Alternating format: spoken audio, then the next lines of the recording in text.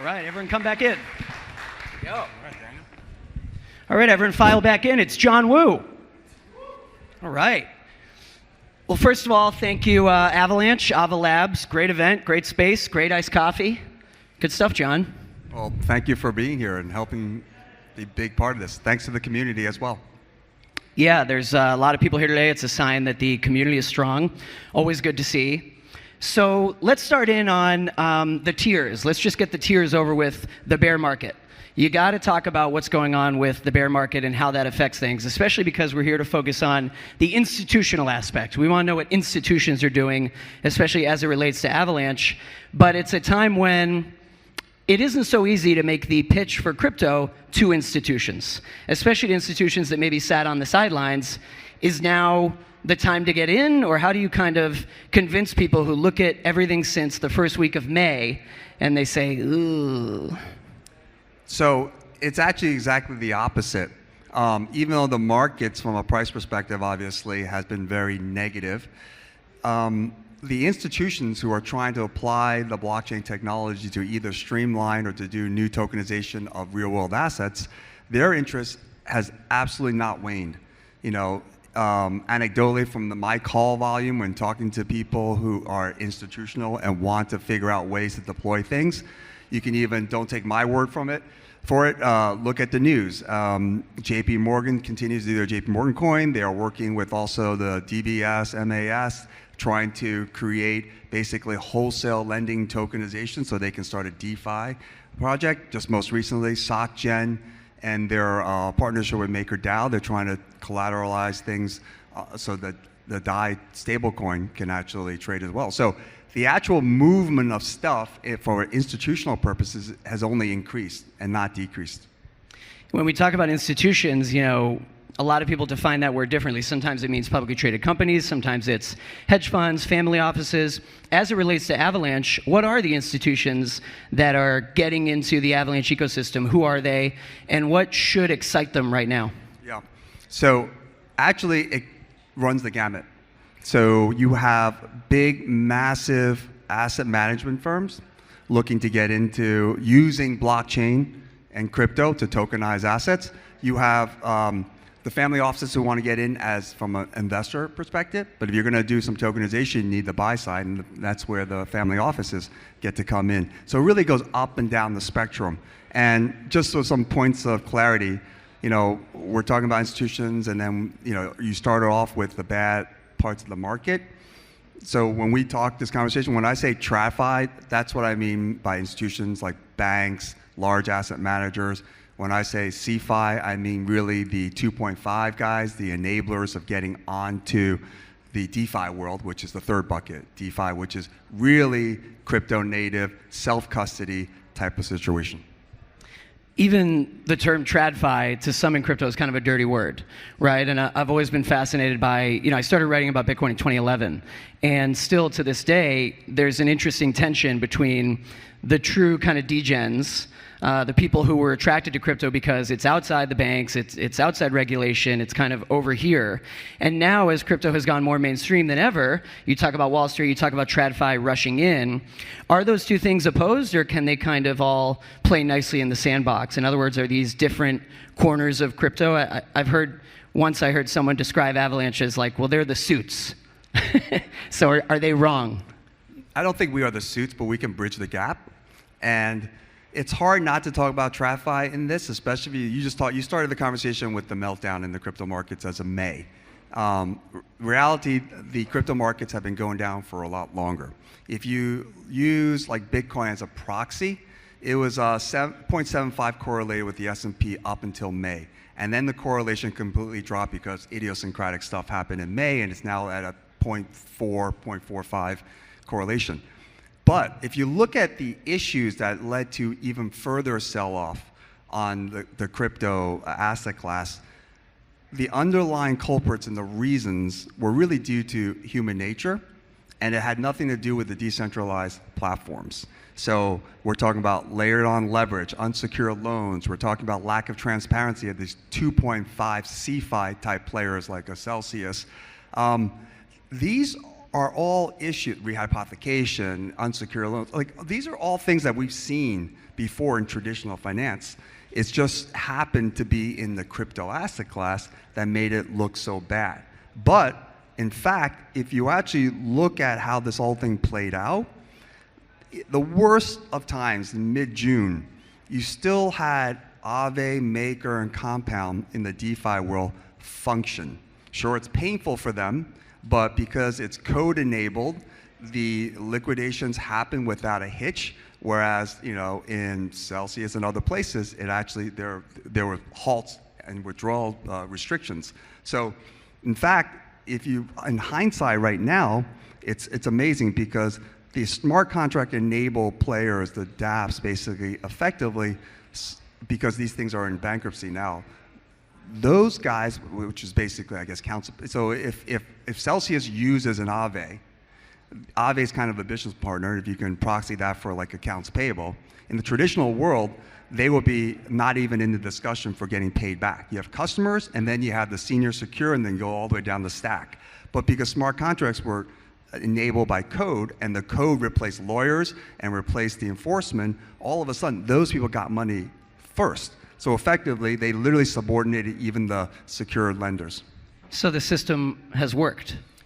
That's what the system's supposed to do. So it's worked, it's painful, but it actually worked. Except maybe for a certain notorious algorithmic stablecoin. Okay, so it was not 100% non-DeFi, but even with Terra Luna, if you were, so their biggest fault was they actually, well, not a bit, there was a lot of issues, okay, let's just be clear. But when they tried to create a reserve basket in order to have a stronger tether to their stablecoin, that actually is very simple to an emerging market central bank tethering to like the US dollar or a basket of currency. So what they got wrong was a lot of native crypto people actually do not know finance. So in 07, 08, there were things called CPPIs, which is Barclays used to do this. Basically, what they did was they created a basket. So like when hedge funds wanted to go and use collateral to lever up, they separated different tranches for volatile and stable assets, so separated the thing. And then they had a trigger, basically, if the volatile asset continued to go up, you push the threshold higher so that the collateral moves with the value of the stuff going on. Doe just went with a bunch of very volatile stuff. There was no stable part in that basket. So I would argue that if he had more maybe finance experience, maybe he would have created a different reserve and would have been more productive. Algorithmic stablecoins can work, it sounds like. Well, it kind of becomes non-algorithmic when you... Yeah. I want to make sure, we're talking about institutions. You saw that with Maker too, right? And then they started creating reserves. Right. I want to make sure that we hit on some things that will interest everyone here in the room.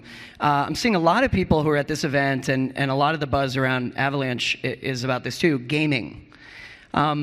What is exciting and what is going on right now with gaming and Avalanche, and is that something that institutions are excited about? And the reason I ask that is just to push on, for a while, the most prominent example of crypto gaming was Axie Infinity.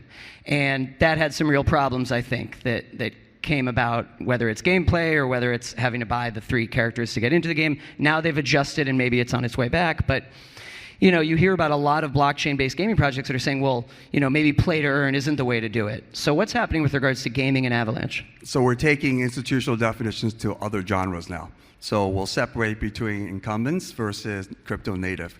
So when you say gaming companies, and I'm interpreting that as AAA publishers that make great, unbelievable games, PS, whatever, 1000, and Microsoft, Xbox, whatever, or Nintendo, X, whatever. Those are people who are making those types of games. And then you have crypto native, which is a lot of the play to earn stuff. For what is very exciting here from a top-down perspective is that all of these AAA publishers are calling us and calling, I'm sure, other blockchains as well, and trying to figure out how they can incorporate the blockchain experience into their overall experience of gameplay. The reality is, right now, the gameplay is just like NFTs. It's not going to be on the blockchain. It's the right of ownership of whatever asset associated with the game or transaction that is on the blockchain. So the game is just like an NFT, stored in a centralized server somewhere else. From a micro level, what I think is most exciting right now, and you mentioned Axie Infinity, is that the Avalanche subnets, which is basically a subnetwork of validators that you can have. You can almost think of it as blockchain as a service.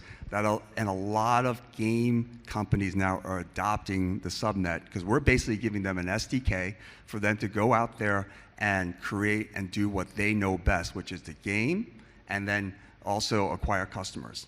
With Axie Infinity, we've seen issues because they had to create the substrate from the very ground up. Let the people who create the substrate create the substrate.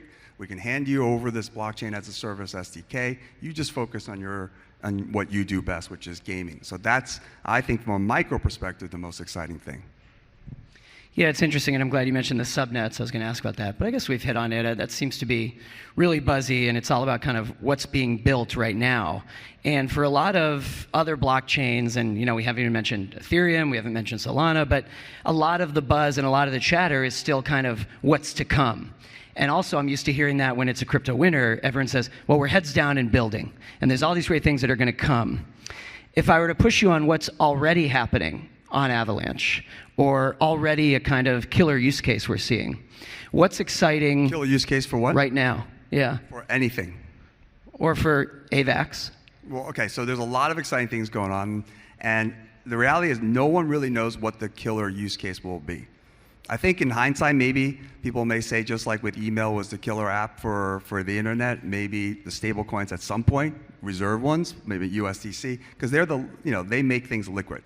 But what is super exciting on Avalanche going on right now, we talked about gaming on subnets, but there are also institutions who are creating, tokenizing what we call real world assets, RWA, onto the Avalanche blockchain. I'm looking around because there's a gentleman here who's CEO, Sridhar. You can raise your hand. He's all in the back. I think he's not here.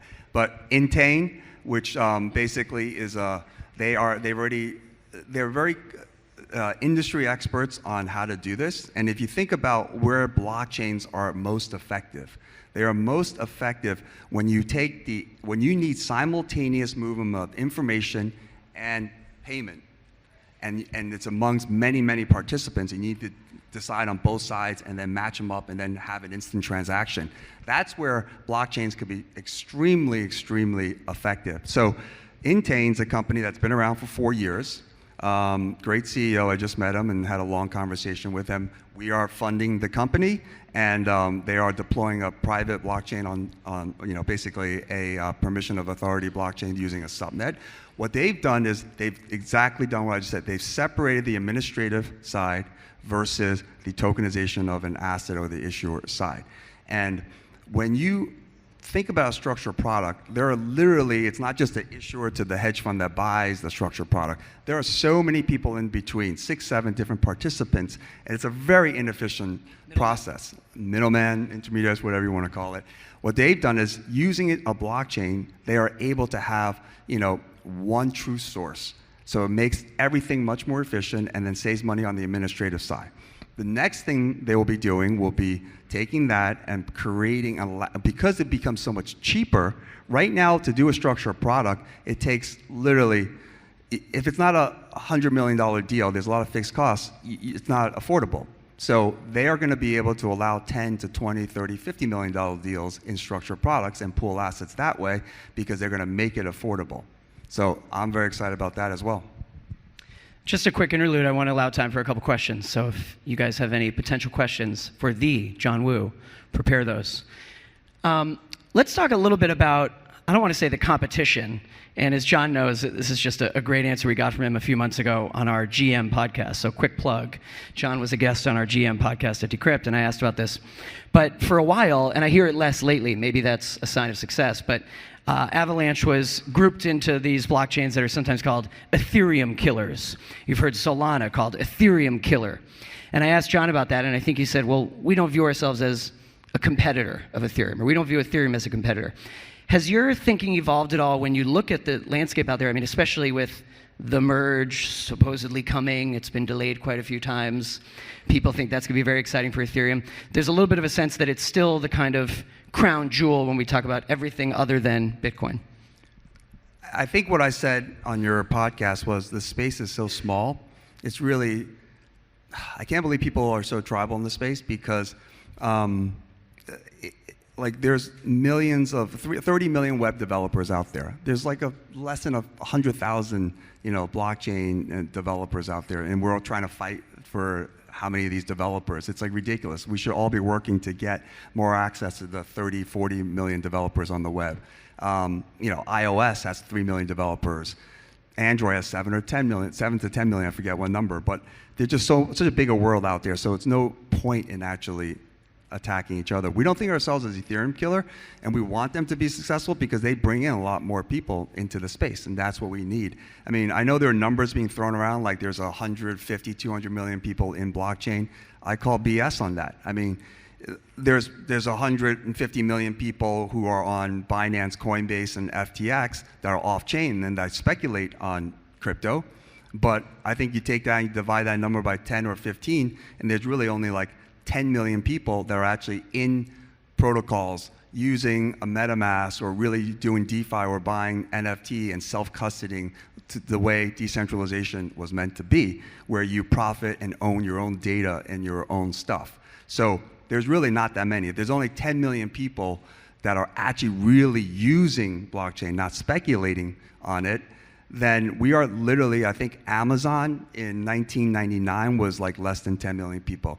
I think Amazon, I remember this distinctly, in 99 was like 7 million users. And then you go into the, big sell-off. The Amazon stock actually almost went to zero. They had to take out bonds and converts to actually stay afloat. And then when the bear market ended in 2003, they had 40 million users. So we're at 10. We're basically Amazon 1999, in my opinion. I say that all the time, that the money may be big, but the actual number of individual users is still so small. We're still so early. The space has far more news and marketing relative ratio to actual utility. Quick lightning round for you, John. And I did not. It's been a lightning round. I did not warn John about this. This is even more lightning round, but John can handle it. Real quick, just 1 or 2 sentences, answers to these prompts, and then we're going to have 2 questions from the audience, if you guys have any. So real quick, reflex answer. Bitcoin maximalism. Why?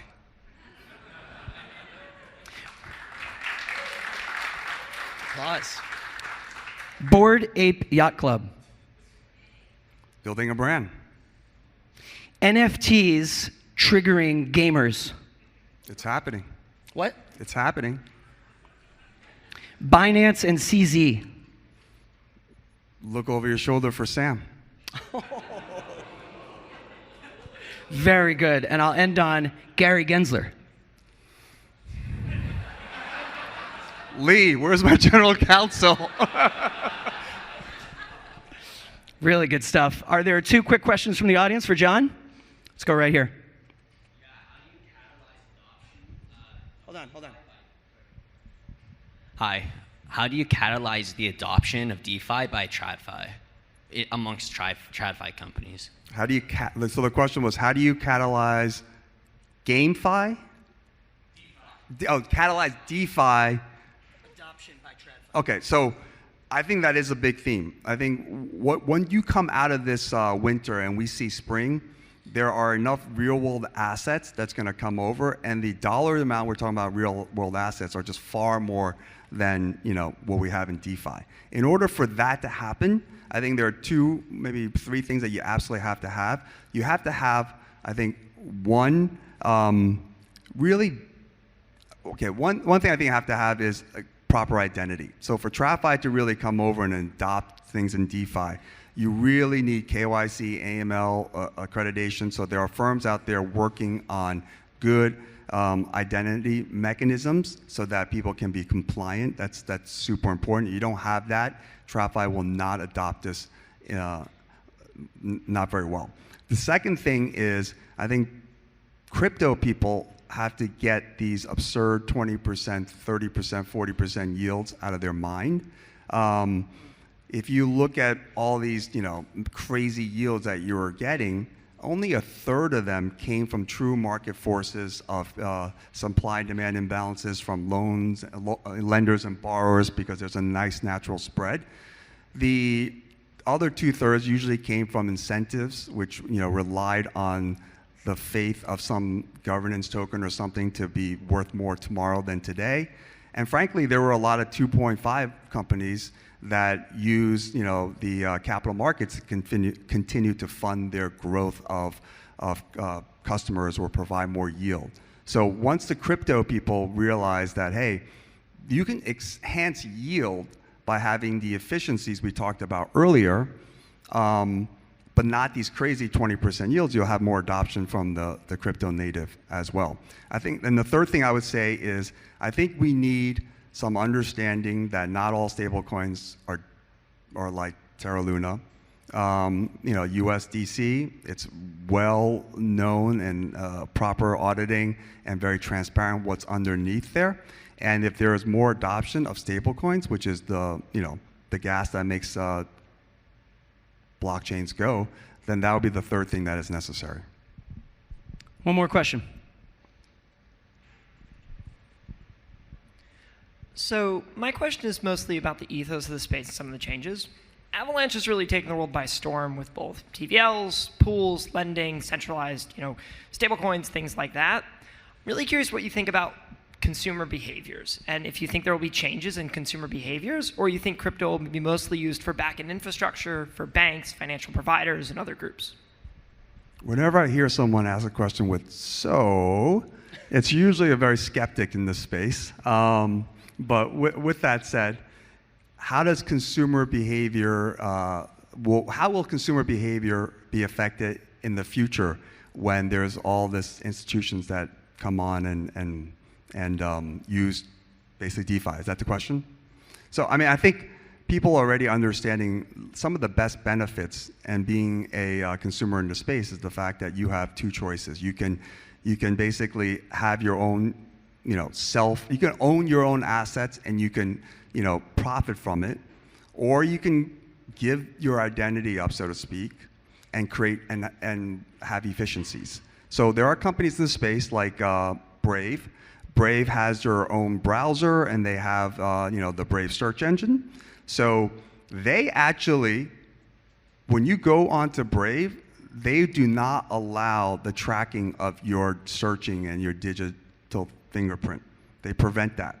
However, they let you opt into monetization. So if you wanted to opt into monetization, you'll get paid directly. You make the decision that you want to sell your privacy, and then you get paid directly for it from the advertisers. You get paid for it in the form of a Brave Attention token. But I think consumers will also continue to realize the power of owning your own data. Right now, basically, places like Facebook and 7 people in California and 1 in Seattle basically have hijacked and usurped all your digital identity as well as your privacy. And even though you know it, you have no other option, so you continue to use it. Love it. Can we get a round of applause for John Wu?